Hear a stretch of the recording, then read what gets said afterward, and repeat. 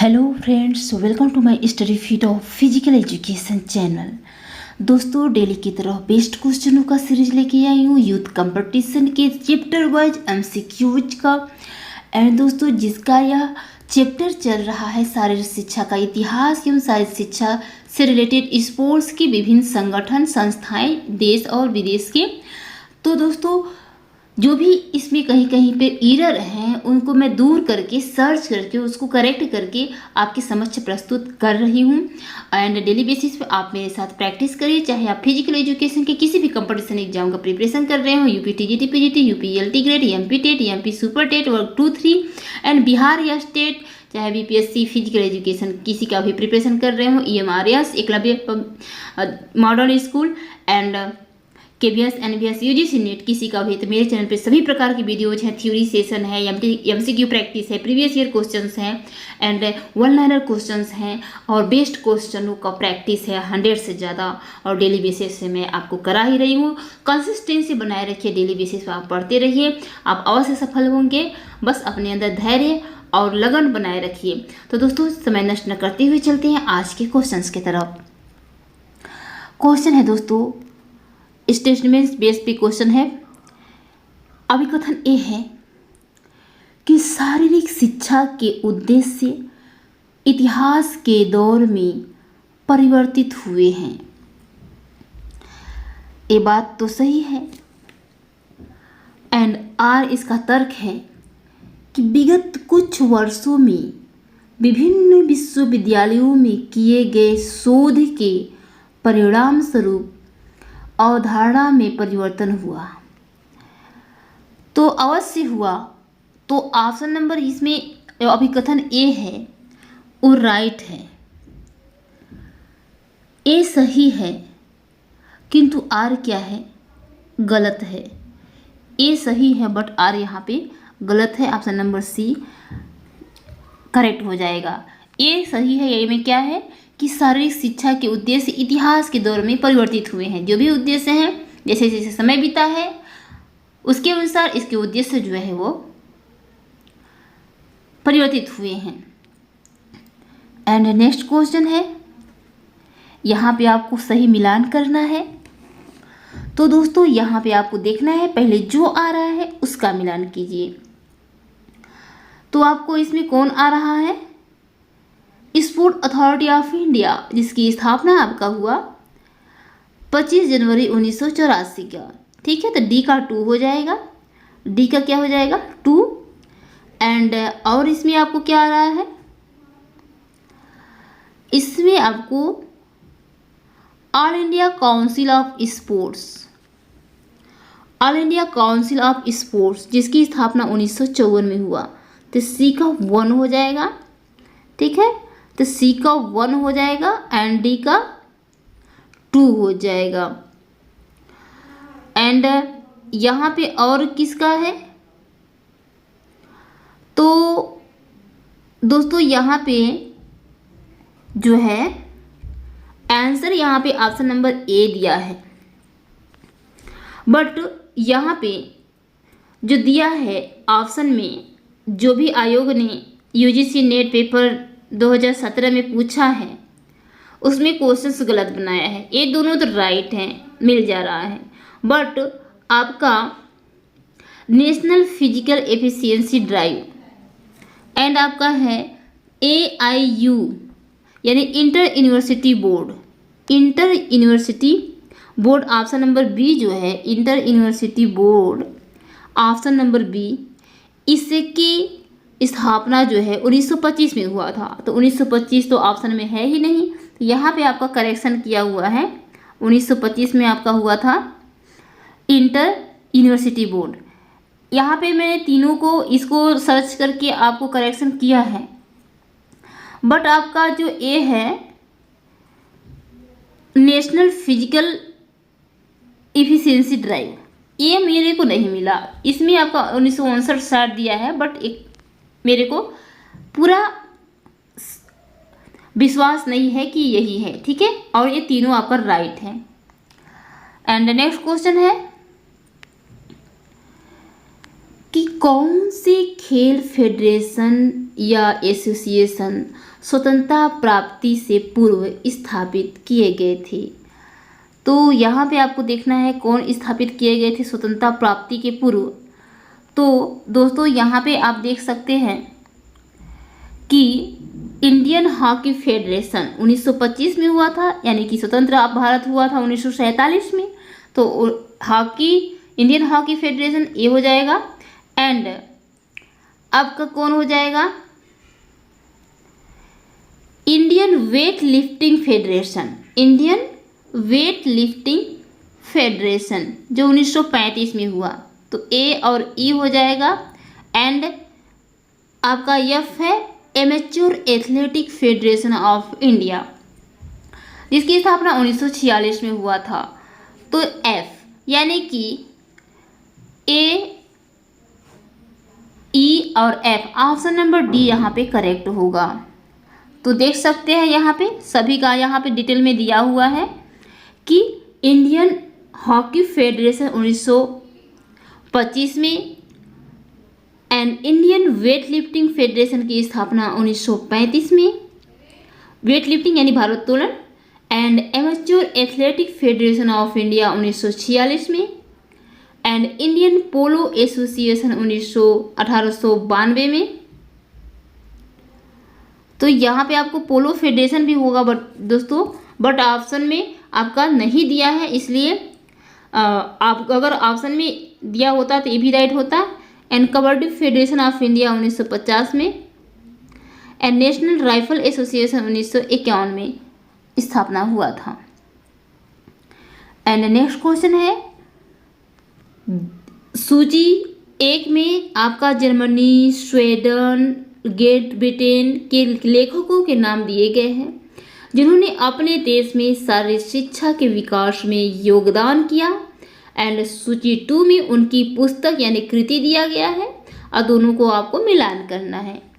तो आपको देखना है गर्ट्स मर्स। जैसे कि मैंने गर्ट्स मर्स के बारे में बार बार बताया है कि जो गर्ट्स मर्स हैं इनको जर्मनी में शारीरिक शिक्षा का, जिम्नास्टिक का पिता कहा जाता है। जर्मनी में जिम्नास्टिक का क्या कहा जाता है, पिता कहा जाता है। और इन्होंने कौन सा पुस्तक लिखा है, जिम्नास्टिक फॉर द यंग, यानी कि ए का 3 हो जाएगा, जिम्नास्टिक फॉर द यंग यानी कि युवाओं के लिए जिम्नास्टिक और खेल लिखा है। तो यहाँ पे आपका ए का 3 हो जाएगा, ए का क्या हो जाएगा 3। एंड बी है Friedrich Ludwig Jahn. Friedrich Ludwig Jahn ने क्या लिखा है दोस्तों, फ्रेडरिक लुडविग जॉन ने जर्मन जिम्नास्टिक नामक पुस्तक लिखा है। ये भी जर्मनी के ही हैं, जर्मन जिम्नास्टिक नामक पुस्तक लिखा है। तो आपका बी का 1 हो जाएगा, ए का 3 और बी का 1, ए का 3 बी का 1। एंड आपको देखना है 2 ऑप्शन और बचे हुए हैं, जाल्मर फ्रेडरिक लिंग जो स्वीडन के है, जानवर फ्रेडरिक लिंग, जानवर लिंग जिसे कहते हैं, स्वीडन के हैं। इन्होंने लिखा है ऑप्शन नंबर 4 यहाँ राइट होगा, curriculum guides for elementary and secondary school gymnastic. And चौथा ऑप्शन है आपका, यानी कि ए का 3 हो गया और बी का 1 हो गया एंड सी का 4 हो गया। ऑप्शन नंबर बी यहाँ पे राइट होने जा रहा है। एंड आर्कीवाल्ड मैकलन ने training in theory and practice लिखा है, तो डी का 2 हो जाएगा।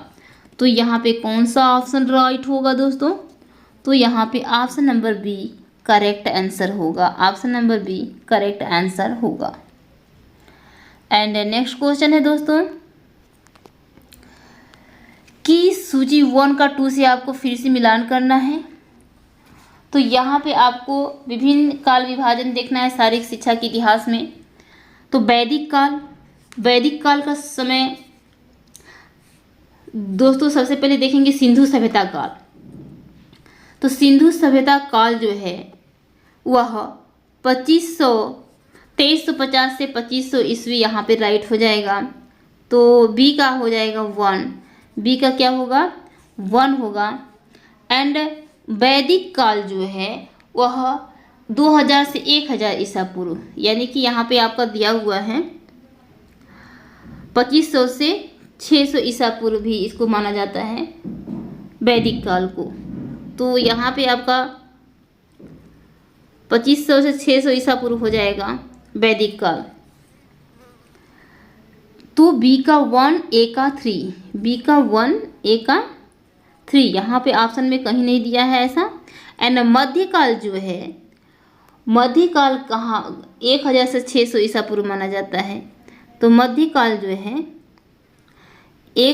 मध्यकाल महाकाव्य काल 1000 से 600 ईसा पूर्व माना जाता है। यहाँ पे मध्यकाल दिया है। तो दोस्तों मध्यकाल माना जाता है 1000 से 1757, जो मुस्लिम काल होता है उसी को मध्यकाल कहते हैं। तो 1000 से 1757 या 1200 से 1750 ईस्वी भी माना जाता है। तो 1000 से 1757 यहाँ पे राइट होगा सी का 4। एंड बचता है हिंदू काल, इसे महाकाव्य काल भी कहते हैं।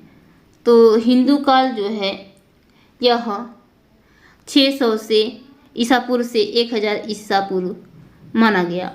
तो यहाँ पे ये ऑप्शन कोई भी नहीं दिया है, इस ऑप्शन में से कोई भी ऑप्शन राइट नहीं होगा। तो यहाँ पे आप देख सकते हैं, यहाँ पे दिया हुआ है कि सिंधु सभ्यता काल 2350 से 2500 ईसा पूर्व, एंड वैदिक काल 2500 से 600 ईसा पूर्व, हिंदू काल 600 से ईसा पूर्व से 1000 ईस्वी तक, ठीक है। अब मध्यकाल 1000 से 1757 ईस्वी तक। एंड नेक्स्ट क्वेश्चन है, भारत में सबसे पहले शारीरिक शिक्षा का स्नातकोत्तर कोर्स किस वर्ष में शुरू किया गया? तो दोस्तों आप सबको पता है 1963 में एमपीएड कोर्स चालू हुआ, ठीक है। 1963 में एमपीएड कोर्स यानी शारीरिक शिक्षा में मास्टर डिग्री शुरू हुआ। एंड 1957 में आपका शुरू हुआ था Laxmibai college of physical education Gwalior में 3 वर्ष का बैचलर कोर्स बीपीई तथा 2 वर्ष का मास्टर कोर्स पीजी में एमपीएड 1963 में शुरू हुआ। एंड नेक्स्ट है, निम्नलिखित में से कौन सा घटक शरीर का गठन करता है? तो जैसे कि कार्य के आधार पर पोषक तत्वों को 3 भागों में डिवाइड किया गया है। एक ऊर्जा प्रदान करने वाले जिसमें कार्बोहाइड्रेट एंड वसा आता है, दूसरा शरीर का निर्माण करने वाले जिसमें प्रोटीन आता है, एंड तीसरा शरीर की रक्षा करने वाले तो विटामिन एंड खनिज लवण आता है। तो शरीर का गठन कौन करता है निर्माण? तो प्रोटीन करता है। कौन करता है? प्रोटीन करता है। यानी प्रोटीन शरीर का गठन करने में सहायक होते हैं, जिसमें शरीर की वृद्धि एवं विकास दोनों होता है। एंड कार्बोहाइड्रेट ऊर्जा प्रदान करता है जिससे शरीर की कार्य क्षमता बनी रहती है। विटामिन शरीर में रोगों से लड़ने की प्रतिरोधक क्षमता उत्पन्न करता है एंड शरीर को स्वस्थ रखता है। खनिज टिश्यूओं को समूहों का निर्माण तथा लाल रक्त कोशिकाओं के निर्माण में सहायक होता है। एंड चलते हैं नेक्स्ट क्वेश्चन की तरफ। नेक्स्ट है, भारत में शारीरिक शिक्षा के लिए भारत सरकार द्वारा उठाए गए निम्नलिखित चरणों को कालक्रमानुसार व्यवस्थित कीजिए। तो दोस्तों यहाँ पे कालक्रमानुसार उठाए गए भारत सरकार द्वारा शारीरिक शिक्षा के लिए उठाए गए जो कदम हैं उनको कालक्रम के अनुसार व्यवस्थित करना है। तो सबसे पहले तो आपको देखना है कि अमृत कौर कोचिंग स्कीम कब हुआ? अमृत कौर कोचिंग स्कीम हुआ 1963 में। कब हुआ? 1963 में। And national physical efficiency test, national physical efficiency test 1971 में। एंड LNCPE 1957 में। And advisory board of education 1959 में। तो सबसे पहले कौन आ जाएगा आपका? 1957 LNEP कौन आ जाएगा? सबसे पहले 1953 अमृत कौर कोचिंग स्कीम आएगा। कौन आएगा? Amrit Kaur coaching scheme. तो सबसे पहले तीसरा आपका आ जाएगा। कौन आएगा आपका? तीसरा सबसे पहले आएगा, तीसरा नहीं आएगा, सबसे पहले कौन आएगा? दूसरा आएगा। ठीक है, कौन आएगा? दूसरा ऑप्शन। फिर कौन आएगा दोस्तों? 1953 अमृत कोचिंग स्कीम। उसके बाद आएगा 1957 LNCP Laxmibai college of physical education, यानी कि तीसरा आएगा। ठीक, उसके बाद आपका आएगा 1959 advisory board of physical education, तो चौथा ऑप्शन आ जाएगा। फिर आपका आएगा लास्ट में नेशनल फिजिकल एफिशिएंसी टेस्ट, यानी कि पहला। इस प्रकार कैसे आपका सीक्वेंस बन रहा है? 2 3 4 1, तो 2 3 4 1 ऑप्शन में कहीं नहीं दिया है, इसलिए यहाँ भी कोई भी ऑप्शन सही नहीं प्रतीत हो रहा है, इसलिए यहाँ पे दिया हुआ है कालक्रमानुसार। तो यहाँ में अमृत कौर कोचिंग स्कीम 1953 में, advisory board of physical education 1959 में, LNCPE 1957 में स्थापित हुआ and national physical efficiency test 1971 में। चलते हैं नेक्स्ट क्वेश्चन की तरफ। यहाँ पे भी आपको मिलान करना है दोस्तों। तो 1953 में क्या हुआ था? 1953 में राजकुमारी अमृत कौर कोचिंग स्कीम, तो ए का 2 हो जाएगा। ठीक है, तो यहाँ पे दिख गया ए का 2। ठीक है, एंड ए का 2 हो जाएगा। एंड 1954 में क्या हुआ था दोस्तों? नेशनल डिसिप्लिन स्कीम NDS की स्थापना हुआ था, 3 का 4 हो जाएगा। एंड 1984 में क्या हुआ था दोस्तों? Sport authority of India Sai की स्थापना हुआ था, तो आपका चौथा का 1 हो जाएगा। एंड 2 है आपका 1956 में हुआ था national plan of physical education and recreation, तो 1956 का 2 का 3 हो जाएगा। तो ऑप्शन नंबर ए यहाँ पे राइट है। ठीक है, तो यहाँ पे डिटेल में दिया हुआ है कि 1953 में राजकुमारी अमृत कौर कोचिंग स्कीम की स्थापना, 1956 में national plan of physical education तथा रिक्रिएशन, 1954 में नेशनल डिसिप्लिन स्कीम यानी NDS की स्थापना, एंड 25 जनवरी 1984 को sports authority of India Sai की स्थापना हुआ था। एंड नेक्स्ट क्वेश्चन है अभिकथन से रिलेटेड क्वेश्चन है। इस प्रकार के क्वेश्चन इस समय ज़्यादा पूछे जा रहे हैं। क्या है कि अभिकथन ए है कि शारीरिक शिक्षा एक समग्र विधा है। क्या है? शारीरिक शिक्षा एक समग्र विधा है,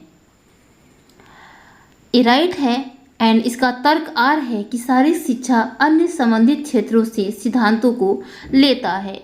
बात तो दोनों सही है, बट आर जो है ए की सही व्याख्या नहीं करता है कि किस प्रकार ए समग्र विधा है। इसको सही आंसर देने का यही तरीका है कि आपको देखना है कि ए ऑप्शन सही है कि नहीं। अगर ए सही हो गया तो आर उसका सही व्याख्या कर रहा है कि नहीं। भले आर सही होगा, लेकिन जो प्रश्न पूछा गया है, बात कहा गया है अभिकथन ए में, उसका सही व्याख्या आर कर रहा है कि नहीं। अब इसको पहचानने आ गया तो ऐसे क्वेश्चंस आप आसानी से हल कर लेंगे। तो जैसे कि यहाँ पे आपका हो जाएगा ऑप्शन नंबर बी राइट हो जाएगा कि ए और आर दोनों राइट है, बट आर जो है ए की सही व्याख्या नहीं है।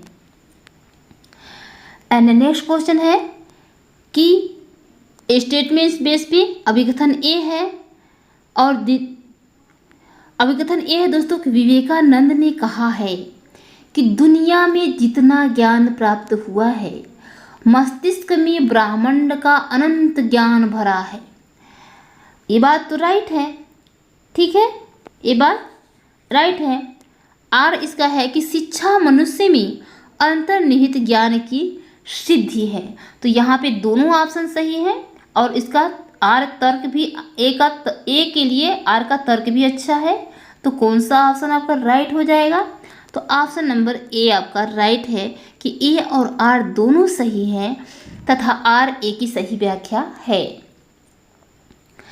एंड नेक्स्ट क्वेश्चन है दोस्तों, दोनों को सही मिलान करना है आपको। गर्समथ कहाँ के थे दोस्तों? तो गर्समर्स हमारे थे जर्मनी के। कहाँ के थे? गर्समर्स जर्मनी के जान क्रिस्टोफर फ्रेडरिक गर्समस जर्मनी में जर्मन जिम्नास्टिक के पितामह कहे जाते हैं। एंड इन्होंने 2 पुस्तक लिखी, gymnastic for the young and खेल। तो गर्समस हो जाएंगे जर्मनी, कहाँ के हो जाएंगे? जर्मनी। तो ए का 4 हो जाएगा, ठीक है। एंड आपके हो जाएंगे फ्रेंच नेशगाल, डेनमार्क के हैं। कहाँ के हैं? फ्रेंच नेशगाल कहाँ के हैं? डेनमार्क के हैं। फ्रेंच नेशगाल डेनमार्क के हैं। इन्होंने जिम्नास्टिक पुस्तिका यानी कि manual of gymnastic and gymnastic for secondary school नामक पुस्तक लिखा। तो डी का 3 हो जाएगा। एंड आर्किवाल मैक्रेलिन जो है वो ग्रेट ब्रिटेन के हैं, तो सी का 2 हो जाएगा। एंड डी.यू. लीविस जो है अमेरिका के हैं, तो वी का 1 हो जाएगा। इस प्रकार ऑप्शन नंबर बी आपका राइट आंसर है, यहाँ पे देख सकते हैं। फिर आपका है नेक्स्ट क्वेश्चन, यहाँ पे भी आपको सूची 1 का 2 से मिलान करना है, तो ध्यान से देखिएगा। जॉन बर्नार्ड बेसडू क्या है दोस्तों? जॉन बर्नार्ड बेसडू जो है जर्मनी में शारीरिक शिक्षा के पितामह कहे जाते हैं। इन्होंने 1774 में डेसू नामक स्थान पर प्रकृतिवादी पाठशाला खोला था, जिसे फिलेंथ्रोपियम कहा गया था, जो रूसों की विचारधारा पर आधारित था। तो फिलेंथ्रोपियम इससे संबंधित है, तो ए का हो जाएगा 4, ए का हो जाएगा 4। एंड फ्रेडरिक लुडविग जान, दोस्तों फ्रेडरिक लुडविग जान भी जर्मनी के ही हैं। ये फ्रेडरिक लुडविग जान जो है जर्मनी में शारीरिक शिक्षा को जर्मन जाति में राष्ट्रीय एकता के रूप में प्रतिष्ठित करने वाले महान व्यक्ति थे। इन्होंने जर्मन जिम्नास्टिक नामक पुस्तक लिखा। एंड टर्वेनियन नाम के मूवमेंट इन्होंने चलाया था। तो ये आपका बी का 3 हो जाएगा। तो बी का 3 कहाँ पे दिया है? ए का 4 एंड बी का 3, तीनों ऑप्शन में आपका दिया है। And Adolf speech, Adolf speech जो है, एडॉल्फ स्पीच के लिए यहाँ पे कोई ऑप्शन ही नहीं दिया है दोस्तों। पर हेनरिक लिंग, पर हेनरिक लिंग जो है इनके नाम पर लिंगयार्ड उत्सव मनाया जाता है। तो डी का 4 हो जाएगा, डी का 4 हो जाएगा। तो यहाँ पे डी का 4 हो जाएगा। एंड नील्स बख, ये है प्राचीन जिम्नास्टिक से रिलेटेड, ई का 2 हो जाएगा। ठीक, तो यहाँ पे कौन सा ऑप्शन आपका सही बैठ रहा है दोस्तों? तो यहाँ पे कौन सा ऑप्शन आपका सही बैठ रहा है? तो ऑप्शन नंबर बी यहाँ पे राइट हो रहा है। ऑप्शन नंबर बी यहाँ पे राइट हो रहा है। तो ए का 4 आपका हो गया जॉन बर्नार्ड बेसडू, फिलेंथ्रोपियम, बी का 3 फ्रेडरिक लुडविग जान टर्वेनियन, एंड डी का 4 लिंगयार्ड एंड नील्स बख आपकी प्राचीन जिम्नास्टिक। लेकिन यहाँ पे एडॉल्फ स्पीच जो सी का 1 दिया है, तो दोस्तों सी का 1 जो दिया है एडॉल्फ स्पीच सी का 1, एडॉल्फ स्पीच का दिया है 1 जर्मनी में जिम्नास्टिक के जनक। तो दोस्तों एडॉल्फ स्पीच जर्मनी में जिम्नास्टिक के जनक नहीं है, जर्मनी में जिम्नास्टिक का जनक माना जाता है गर्समर्स को। याद रखिएगा, क्वेश्चन बनाने वाले ने एक थोड़ा मिस्टेक किया है।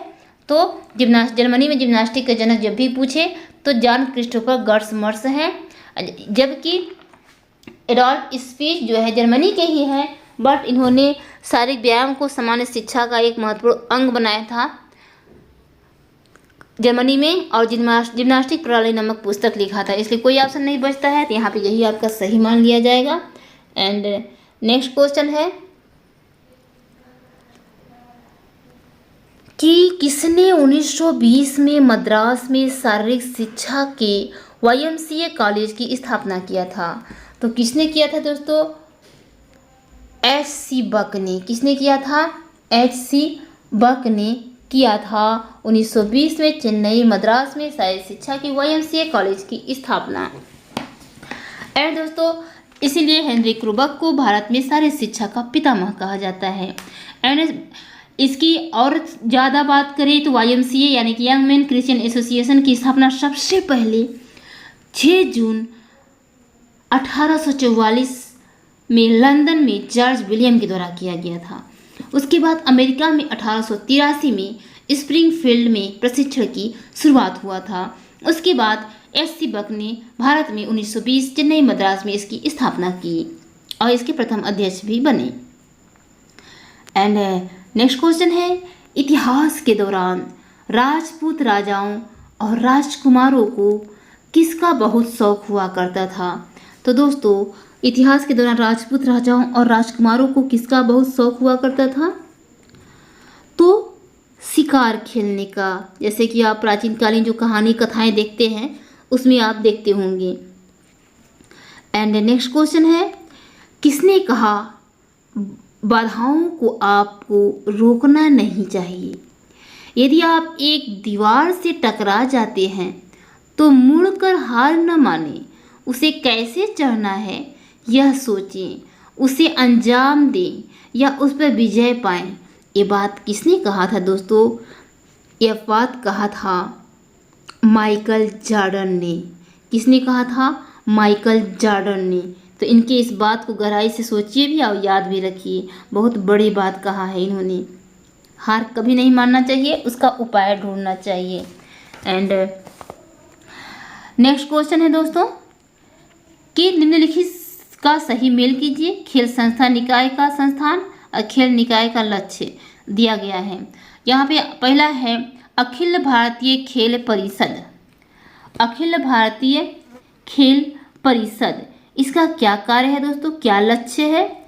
तो विभिन्न खेल संघों, इसका राइट हो जाएगा ग, ठीक है, इसका राइट क्या हो जाएगा? ग ऑप्शन आपका राइट होगा।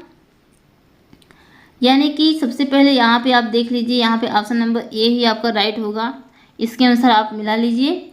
तो ए का ग हो जाएगा, यानी कि विभिन्न खेल संघों। अखिल भारतीय खेल परिषद का क्या कार्य है? विभिन्न खेल संघों से संबंधित खिलाड़ियों का खेल स्तर प्राप्त करना ही अखिल भारतीय खेल परिषद का काम है।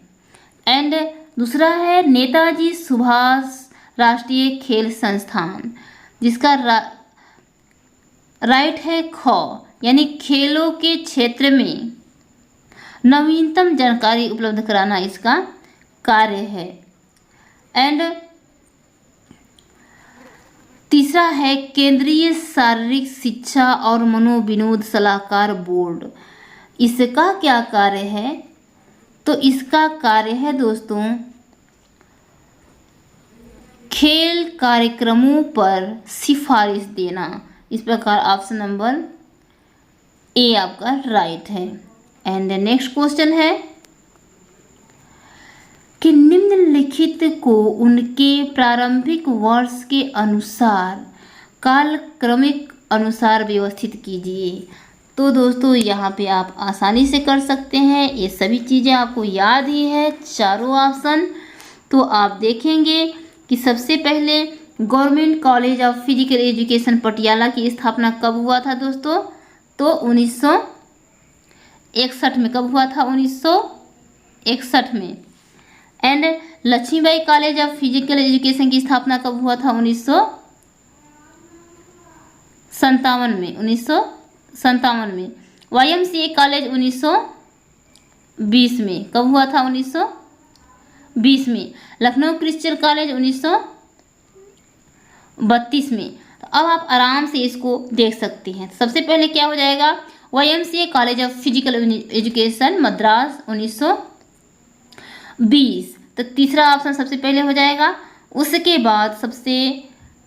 बाद लखनऊ क्रिश्चियन कॉलेज, तीसरा के बाद चौथा हो जाएगा, ठीक है। पहले तीसरा होगा फिर चौथा होगा, ठीक है।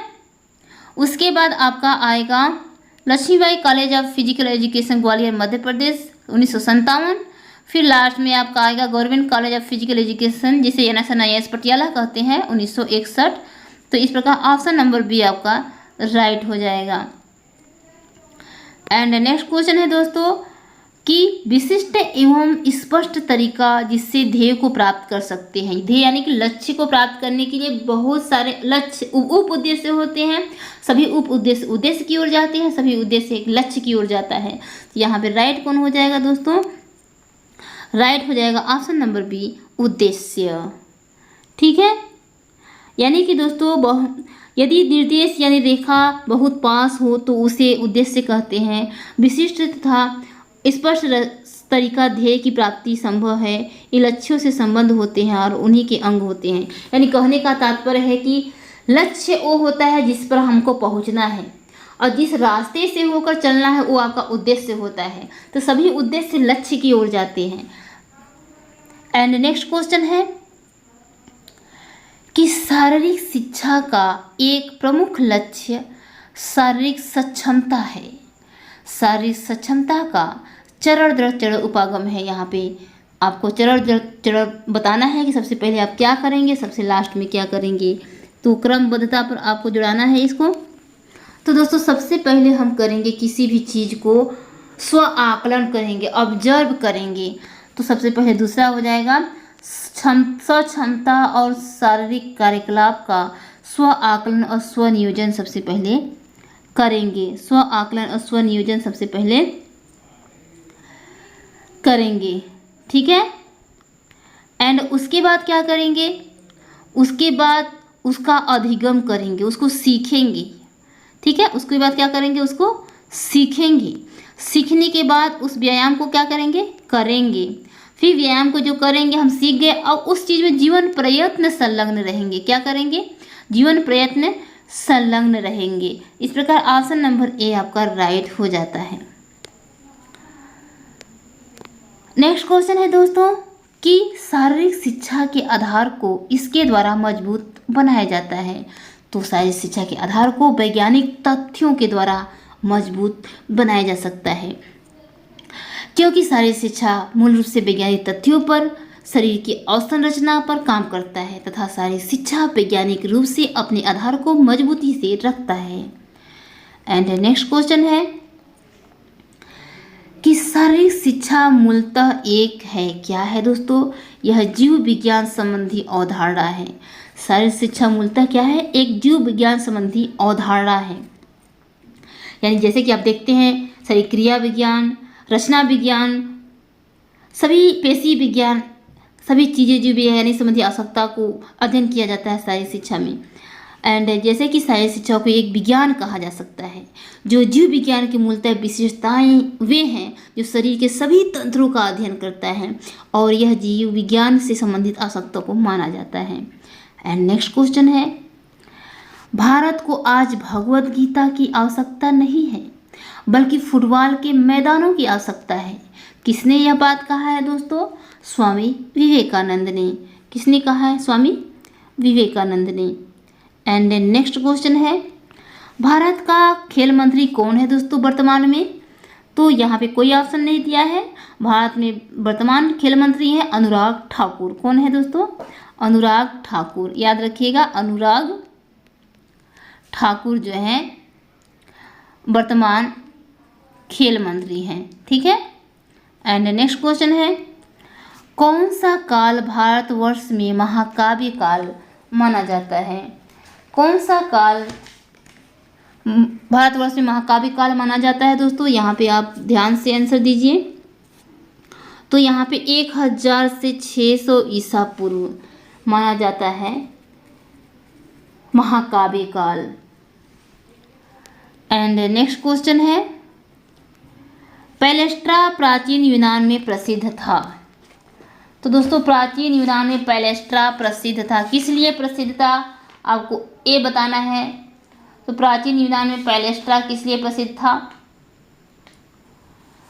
प्राचीन यूनान में पैलेस्ट्रा जो है एक कुश्ती स्कूल के रूप में प्रसिद्ध था। किसके लिए, कुश्ती स्कूल के रूप में प्रसिद्ध था। यानी कि यूनान में व्यायामशाला को पैलेस्ट्रा कहा जाता था, जिसमें कुश्ती, मुक्केबाजी, जिम्नास्टिक सिखाया जाता था। पैलेस्ट्रा में शारीरिक शिक्षक को, पैलेस्ट्रा में जो शारीरिक शिक्षक होता था उसको पेड्रो ड्राइव कहा जाता था। क्या बोला जाता था, पेड्रो ड्राइव बोला जाता था। यानी कि पूर्व एथेंस काल जो था उसमें एक व्यायामशाला होता था जिसे पैलेस्ट्रा कहते हैं, जिसमें कुश्ती, मुक्केबाजी, जिम्नास्टिक आदि सिखाया जाता था, और उसमें जो शारीरिक शिक्षक होता था उससे पेड्रो ड्राइव कहा जाता था। एंड पूर्व एथेंस काल में संगीत संबंधी विद्यालय को डिडॉस्केलियम बोला जाता था। जो बाल का प्रयोग करके शिक्षा देता था वैसे शिक्षक को स्पेरिस्टिस बोला जाता था। एंड कुश्ती और मुक्केबाजी के मिश्रित खेल को पेनिक्रेशन बोला जाता था। जो भाला का प्रयोग करके शिक्षा देता था अध्यापक, उसको एकोनटिस्टिस बोला जाता था। जो धनुर्विद्या सिखाने वाले अध्यापक को टोक्सोटोज बोला जाता था। अस्त्र शस्त्र सिखाने वाले अध्यापक को, चलाने की शिक्षा देने वाले अध्यापक को होलोमैचोज कहा जाता था। और कीचड़ स्नान यानी मड बाथ जो है पूर्व एथेंस काल में प्रचलित था। And therm for bath collegium जो है स्नानागृह रोम काल, उत्तरार्ध रोम काल में प्रचलित था। एंड नेक्स्ट क्वेश्चन है, शारीरिक शिक्षा के सिद्धांत निम्नलिखित में से किस पर ज़्यादा आधारित हैं? तो दोस्तों किस पर ज़्यादा आधारित है? इसमें सबसे बेस्ट ऑप्शन लग रहा है प्रक्रिया से संबंधित वैज्ञानिक नियम, ऑप्शन नंबर सी। यानी शारीरिक शिक्षा शिक्षा ही है। यह वह शिक्षा है जो बच्चे के संपूर्ण व्यक्तित्व तथा उसकी शारीरिक प्रक्रियाओं द्वारा शरीर, मन तथा आत्मा के पूर्ण विकास हेतु दी जाती है। आज की शारीरिक शिक्षा सुनियोजित तथा वैज्ञानिक सिद्धांतों पर आधारित है, जिसमें प्रक्रियाओं का चयन व्यक्ति के विकास के लिए ही किया जाता है, जो कि बच्चे के पैदा होने से आरंभ होकर मनुष्य के अंतिम समय तक सक्रिय बनी रहती है।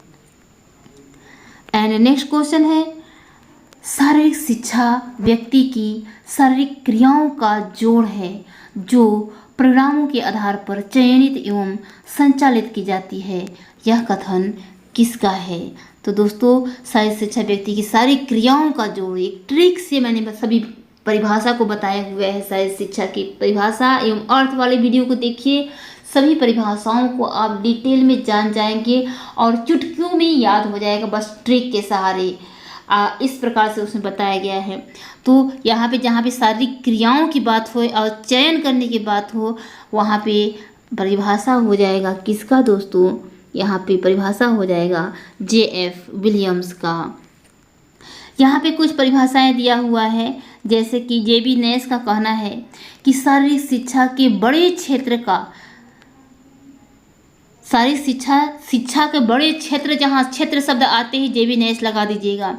शारीरिक शिक्षा है जो है वो शिक्षा के बड़े क्षेत्र का वह अंग है जो बाहुबल से संबंधित क्रियाओं कलापों से संबंध रखता है। एंड चार्ल्स से बूचर का कथन है कि शारीरिक शिक्षा संपूर्ण शिक्षा प्रबंध का एक अभिन्न अंग है। जहाँ पे दोस्तों संपूर्ण शिक्षा प्रबंध का एक अभिन्न अंग की बात हो एंड शारीरिक, मानसिक, संवेगात्मक, सामाजिक दृष्टि से स्वस्थ नागरिकों का निर्माण करने जैसे उद्देश्यों की प्राप्ति के लिए किया जाता है। तो जहाँ पे इस सब का बात हो वहाँ चार्ल्स से बूचर आपका राइट होंगे। And R.A. ओमन का कहना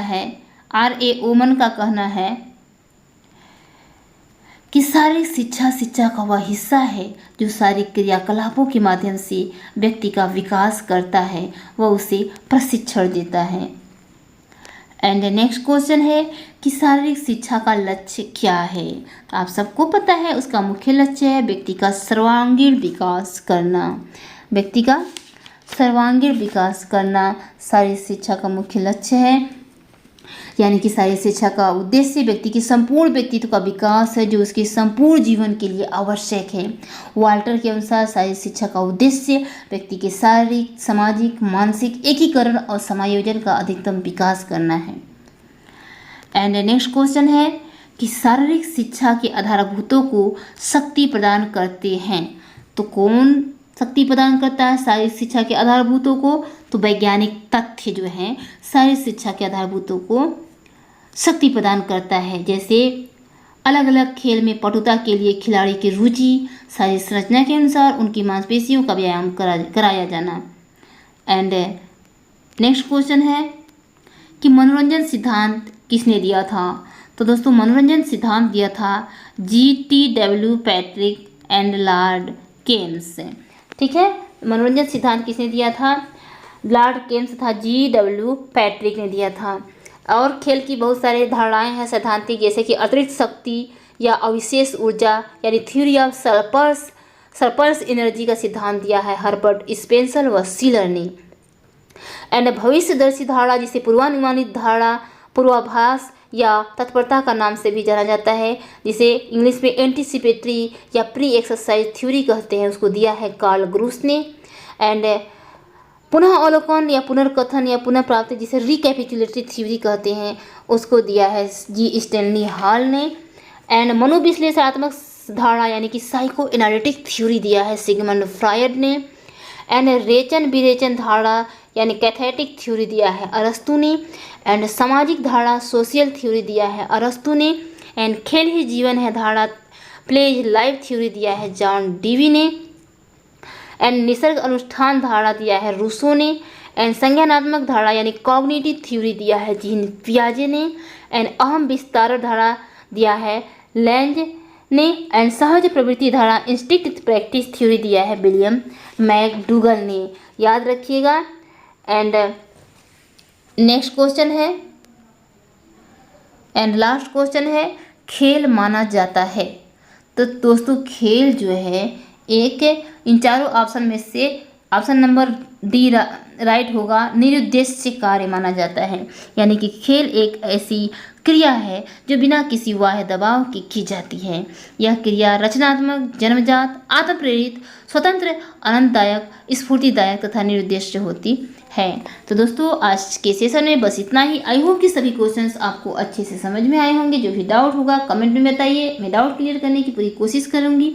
एंड वीडियो आपको कैसा लगा कमेंट में ज़रूर बताइए, और ज़्यादा से ज़्यादा वीडियो को शेयर भी कीजिए दोस्तों। और इसी तरह डेली बेसिस पे आप प्रैक्टिस करते रहिए। तो मिलते हैं नेक्स्ट वीडियो में, तब तक के लिए जय।